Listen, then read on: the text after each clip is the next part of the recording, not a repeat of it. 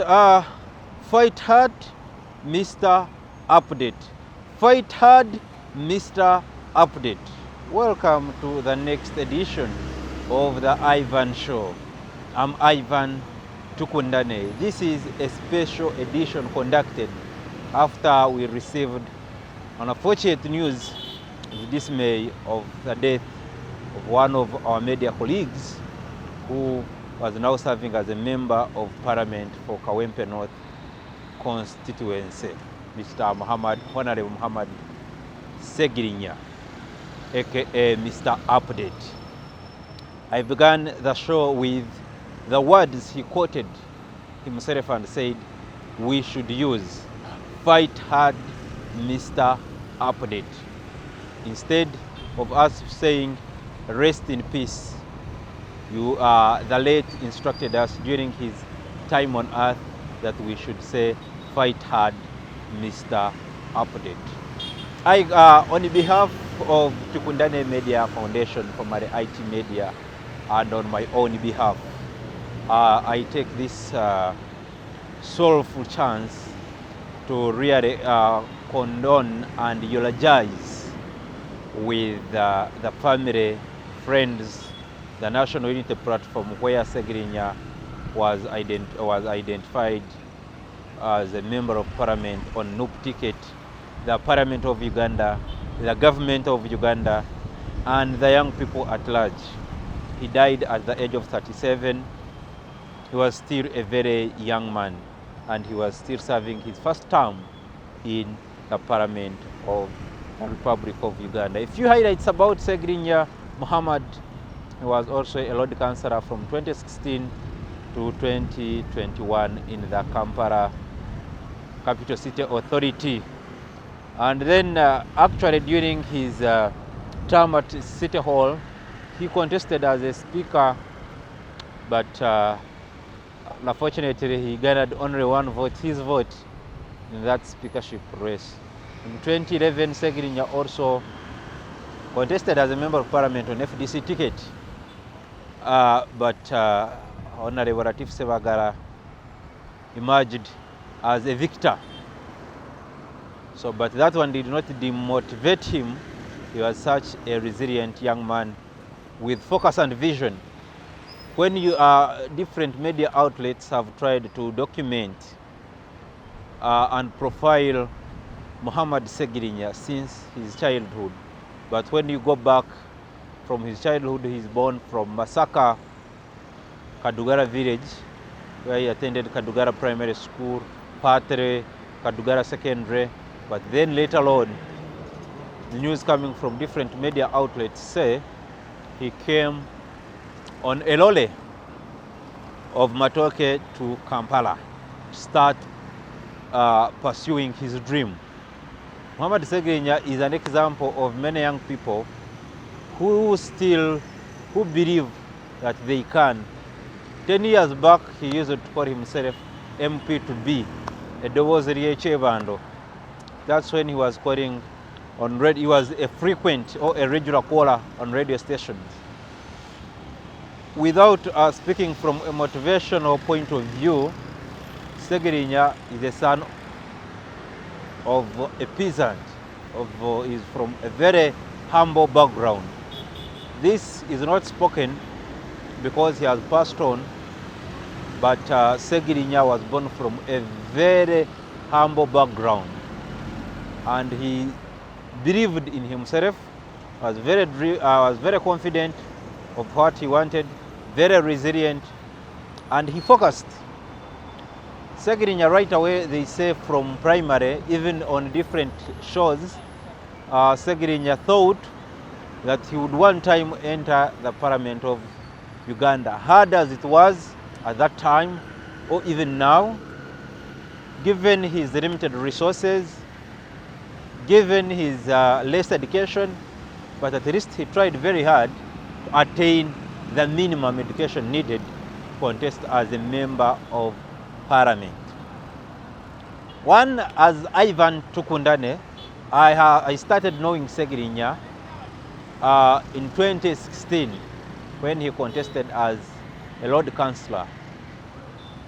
And when he was always with Dr. Kano Kizza Besigye, by then Kizza Besigye was the leading opposition head in our country, Uganda, and Sengirinya was always with him.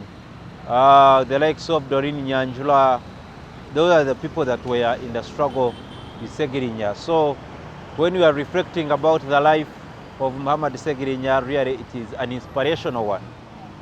I had not gotten an opportunity to have a long hour physical interface with him, but all I can say is when he was elected as a member of parliament for Kawempe North, I took an initiative to seek an interview with him, because Sengirinya is one person who was talking a lot and making a lot of promises, of which in certain instances we may think his speeches were out of touch with reality, like all other politicians may speak.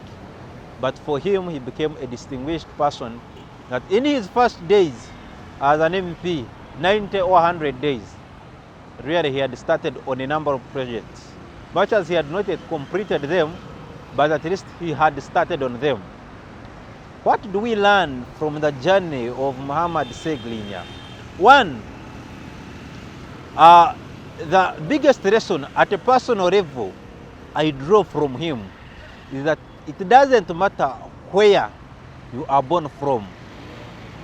It doesn't matter how many people believe in you.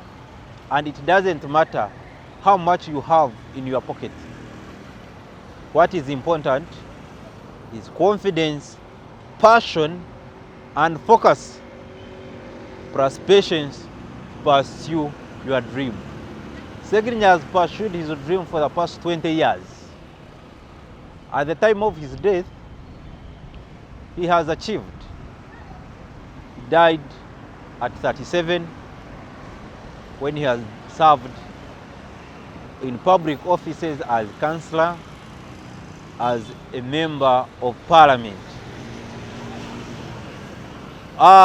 One scenario I must raise up now is immediately he was elected as a member of parliament, I tried reaching out to him, schedule an interview with him and talk about what he would accomplish.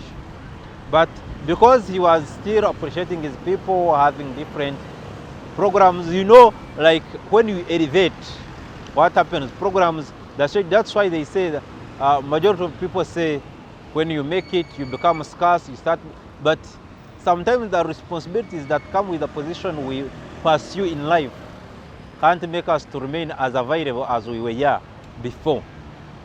So in that week when Sengirinya was summoned by police, we are having a program I was going to have an exclusive interview with him. But on a D-Day, when he was going to the police to hear the summon, I talked to him on the phone and he told me, Ivan, let me first go, then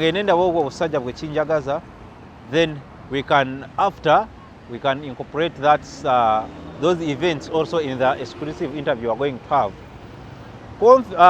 Sengirinya was very much confident that time he had committed no crime. So he knew that maybe it was because of their political reasons why they were summoning him.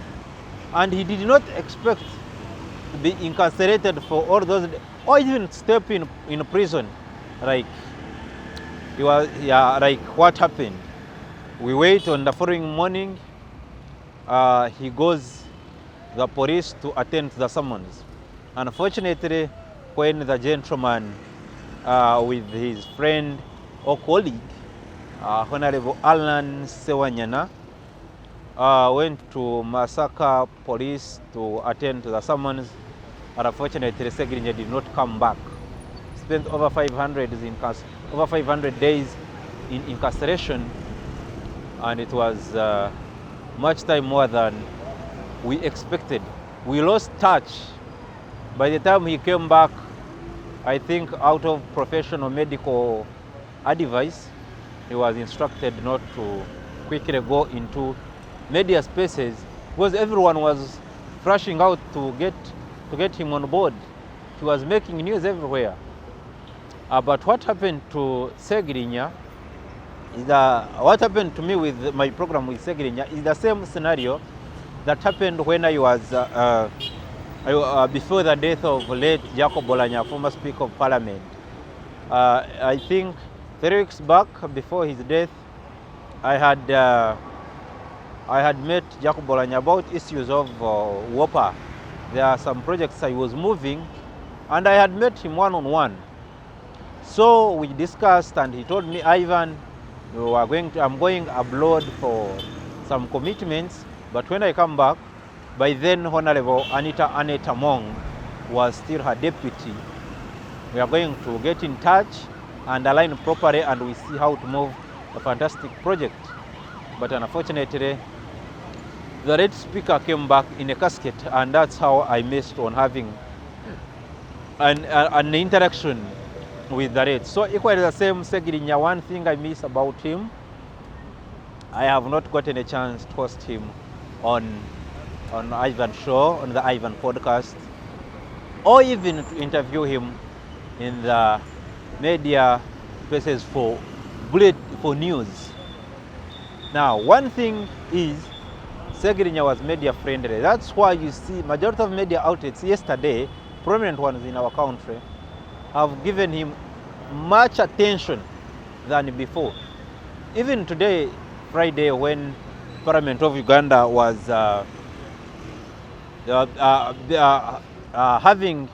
paying tribute to him as mandated in the Constitution, being a member of Parliament, majority of the senior members like Matthias Mpuga, like Abdu Katuntu, like many so others, even from the ruling party, acknowledged that they wouldn't get the media attention like how Sengirinya has attracted the media attention. So it is one sign that Sengirinya was very media friendly, very respectful, and most importantly, he was a very down-to-earth man, in which way he used to identify or even associate much better with a common person. If you can talk about that when you go to Chebando, when you go to Kawempe North constituency, they can speak that even much better. So Sengirinya was a people's person. He was a people's person. In most of his speeches, of course, he was comic, making statements as if he's under serious, making a lot of promises. But one thing for sure I can attest to is that Sengirinya has been a person of his word. He has been a jovial person, very humorous, that you cannot get bored or fail to at least have a light moment when listening or even having a physical interface with him. So he was a very, very fantastic person. So for me, in my view, I draw quite a number of messages and from him, because he is not so much educated. He was not a high-profile man. He's a man who grew up from a very simple background, and he has proved to majority of Ugandans who think that their background can dictate what they want to be. If you are still a young person with that mentality, that because for me, I'm from a poor background, my parents are nobody, my school I attended to, they are not known, that shouldn't be the case. Kadugara, where he attended his primary and secondary, you see, all his secondary school life, all his education life is not prominent. At the time of his death, he was pursuing Swaswa at IU. So the background cannot dictate on what you want to be. It is you who is having a dream that must fight extremely very hard. Remain focused. Don't wait for people to validate what you are doing. It is you having that dream. For me, that's what gives me motivation. Sengirinya did not wait for anyone's validation to be what he is. A strong message I send to the judiciary, one of the three arms of the government. We must acknowledge that his death partly has emanated from the incarceration he was facing for quite some time. The man asked for bail, but really the bail delayed. Maybe we could assume that had he been given bail and he thought the specialized treatment from abroad, we could be now speaking a different language. The police, prisons, and all forces use reasonable force. Use reasonable force to handle citizens, to handle suspects, because in Uganda we all believe our constitution states until someone is proven guilty, he is still innocent. It is on that regard that I really send a strong message that somehow, somewhere, we should use a reasonable force to people, because we need them. Much as he was still in opposition, he was a young man that would contribute tremendously to the future of this nation, of East Africa, Africa, and world at large. We normally discuss matters of national importance, but now Sengirinya's issue is a matter of international importance, because the gentleman really he has shaped himself and positioned himself as a man where everyone could learn, or everybody could learn from him, because he has really done things that are very wonderful.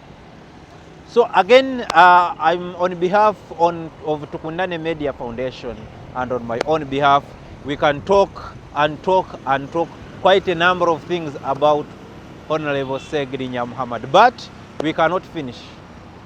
All we can say is, to the family, National Unity Platform, Uganda, and the young people, this generation, we say we eulogize with you and ask God to give a decent rest to Muhammad Sengirinya. I'm Ivan Tukundane. Now, on behalf of Tukundane Media Foundation and on my own behalf, I bring in our Chief of Operations, Ivan Kahwa. Is also a senior experienced journalist who has been seeing Mr. Update, Honorable Sengirinya, right through ranks. So I bring him to also give part of his experiences. He knows about the rate now, because he has seen him grow from a radio caller to a Lord Councillor, now to a Member of Parliament. Ivan Kahwa, welcome to the show, and thanks for allowing to speak to us and even talk about the rate. What we have on table, this is a special podcast we have organized. It was not on program, but because death does not give program, we have decided to really talk about the good things, who Sengirinya is. What do you know about Sengirinya? In your view, who is Sengirinya? Muhammad, Mr. Update. Apparently, as an individual, I used to hear about a lot of stories talking about a certain gentleman who has gotten popularity through making phone calls on radios and something like that. Yes. But my first time to engage or interact with the late Muhammad Sengirinya was, that time he was still a councillor. You know, he was so instrumental, yes, at that specific level. But for the deep penetration, I think I gotten to know him more after that arrest of the Vijambia saga. Vijambia saga, yes. I think that was in 2022, around there, because the Vijambia issues, yes, were started even in the 2021 year. Yes. So, but for me, there is quite a lot of things you can learn from Muhammad Sengirinya, both in terms of leadership, and then if you also look at the service. Yes, yes. He's been exemplary. That you have someone who was not seen as someone who is fit to represent in the August House, but the people decided, the electorates decided and said, he is the one we want to represent our issues. And this is one of the things that the electorates need to understand, that someone doesn't just come out of the blue to come and represent you in the August House. These people have to go through a process.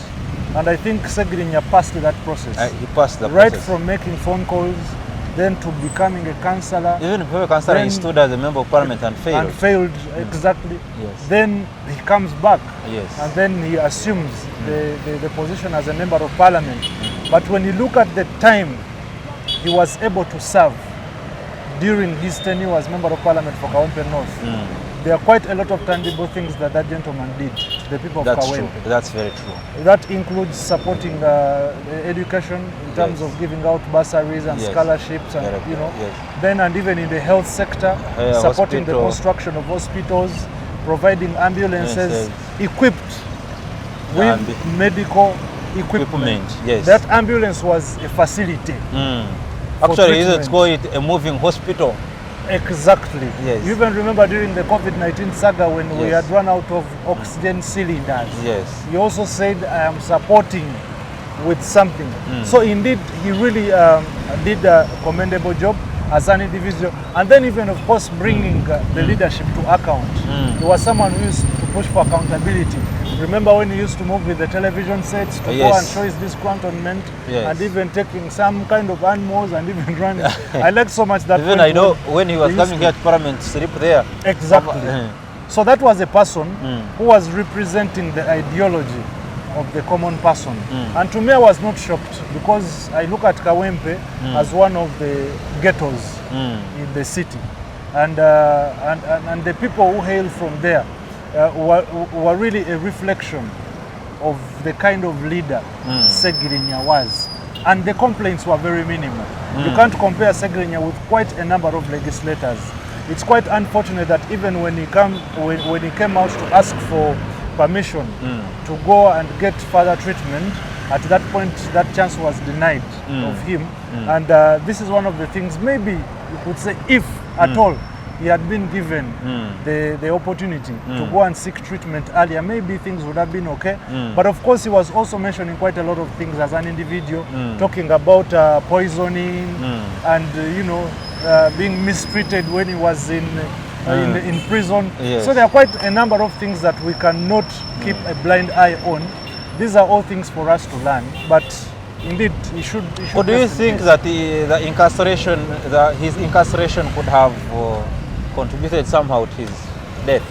You see, that is the other thing we have to look up on too. It might not have been the cause of his death, but there are things we have to check. That, for example, if I am incarcerated and I seek permission from court that I need to seek treatment, I am not okay. That permission, you're not even supposed to seek because you have a right. You have a right. It is a right. What message do you send to the judiciary now? It is a right. I think the judiciary should exercise their independence. You know, in that case, you'd realize that the judiciary was not in charge of that situation. Very good, yeah. You get? If you look, because I covered the Bijambia saga, and until those two are arrested, Alan Sewanya and Honorable, and the Honorable Muhammad Sengirinya, then the Bijambia issues also ended. Yes. You get? So that process of the arrest then is not in the space for some time. Then we are hearing is in court, the next day is denied bail, then the hearing is on, then he's in Chitaria, then he's taken to this massacre, then the hearing is it was a lot, you get. But for me, we shouldn't suspend the allegations that he was always saying. Just like when you look at many of people that have been dying after speaking out, if you connect the dots behind, you realize that there is something we need to learn from, especially from the leaders themselves and even the Ugandans. For me, I only urge government that they should learn and understand and adapt to listening. Always listen. Lastly, what strong message do you send to the youth to borrow from Muhammad Sengirinya? Given his background from childhood up to where he is, you see, he has achieved the road from zero up to where he was. You can make it. I only encourage any youth there, if you feel you want to join politics and you are able, just join the August House and have fun from there. Service is the most important thing. Right now we don't have a weighing scale that Parliament is strictly for such category of people. So anyone who can, go ahead. Thank you so much, my Chief of Operations. I am happy that you have given your verdict on Muhammad Sengirinya. I am so humbled, sir. You're welcome, sir. Thank you so much, Tukundane Media Foundation. We are in a deep soul after losing our fellow media person, Mr. Update, Muhammad Sengirinya Honorable. Here with me is the programs manager at Kunani Media Foundation, Mr. Tony Kent Chaze. Tony Kent Chaze, welcome to the show and thanks for allowing to speak on Muhammad Sengirinya. This is a special episode we have organized as a team really to reflect on the life of Muhammad Sengirinya. What do you have to say about Muhammad Sengirinya? Oh, it's really a sad moment that we are going through. He was a good friend, a brother, a politician, and so many other attributions we might attach. Apparently, Sengirinya was one of those Ugandans, you would say, inspired so many. Because when he said, "I am your MP to be," he indeed eventually became an MP. Although it came through a process of a councillor first before becoming MP, he indeed became what he said he would become. And that's for me an inspiration for the generation that we have today, the inspiration for the current generation or the generations to come, and so many others. So surely he was an example. Forget about his comical lifestyle, the hilarious approach to life. In life, everyone has a way they tackle issues. Some tackle them in a comical way, some tackle them in a humorous way, some are tough, some are very, very vivid, others rigid, and that's just about life. But much as he was who he was or what he was someone to learn from. And today in Parliament, when they were paying a tribute to Honorable Sengirinya, majority acknowledged that they wouldn't get the media attention Muhammad Sengirinya got yesterday immediately they announced his death. What do you find so distinctive that Muhammad Sengirinya got a very wonderful media attention that up to now everyone is looking out for anything, any piece about Sengirinya? Sengirinya was first and foremost very honest, and I do remember him first and foremost outrightly for the moment he came out to downplay digital migration. We were just around this place and he and about two others came with television sets on their heads. They crossed this road, Nile Avenue. Yes. They were connecting to Parliament and somewhere, somehow, security intervened. Yes. When security was advancing towards them, Sengirinya dropped his television set and ran off. And for me, that made him distinct. Now, does that make the media attracted? Yes, because this is a man who often stood out and said, "This is wrong, this is not good, I am fighting for this, I am fighting for that." That, for one reason, is the reason why media houses were following on Sengirinya every time they got a chance, or probably Sengirinya was in the news for them. Unlike others who probably pretend or show up once and it's actually a pretentious kind of courtesy. What communicative message do you draw from the background of Muhammad Sengirinya? Because when you read about him, living around these motivational things is from a very humble background. Coming from Masaka, you come to Chebando, you have no money, you have no connection, you have no inheritance, you go in a constituency, you bother someone like Honorable Latif Sebagara, who is from the family, is a backed up man. So what lessons do you draw from that experience? I will ask that you allow me make that lesson in a phrase or just a single sentence. What do I mean? We often say sky is the limit. I want to tell you from what Sengirinya has portrayed in the life, the 36 years of his life. Trial, give it a try. Persistence, persist. Go for it if you can, is the limit. Trial, persistence, give it a try is the limit. Not even sky is the limit, as we say, because even for a person from deep in the village, you can end up on top. The man we are seeing from deep in the village is going to get a state burial, which only happens to the topmost of people in this state of Uganda. So give it a try, persist if you can, and go for it if you feel you can get it. A message to judiciary, because majority of people say his death emanates from the incarceration, and then he was denied bail when it was early enough that he would do something, and maybe probably at this time would be speaking a different language had they given him bail in advance. What do you have to say about that? I don't want to believe that narrative because I think there was a lot of politics in the trial of Muhammad Sengirinya and probably his co-MP Sewanyana. Yes. Why am I saying so? It is because it took us close to 3 years for them to be bailed out, or perhaps for the case to lose the kind of gist that it had. Yet in Uganda, we have so many powerful lawyers who could have advocated for, from day one when they went into jail, to have them out on bail as immediate as possible. So somewhere, somehow, I believe still that there was some politics in it.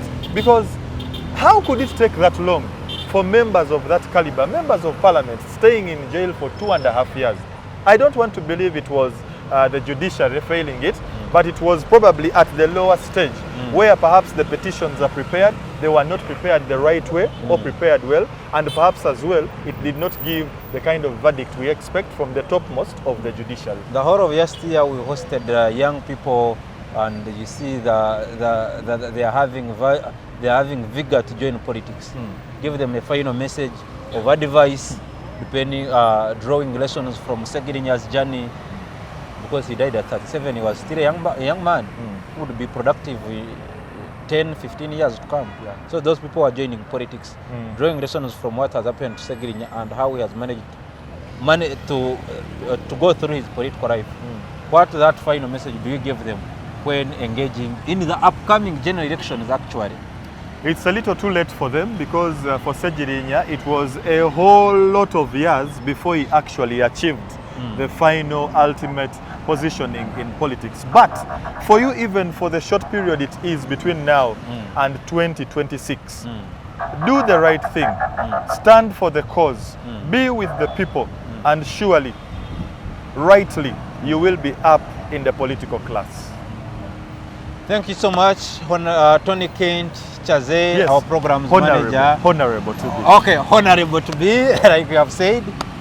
Really, we eulogize a lot with the family, the National Unity Platform, and the country at large. We are going to bring more insights from different members of Tukundane Media Foundation, talking about the death of Muhammad Sengirinya. Ivan Tukundane, and this is the Ivan Show.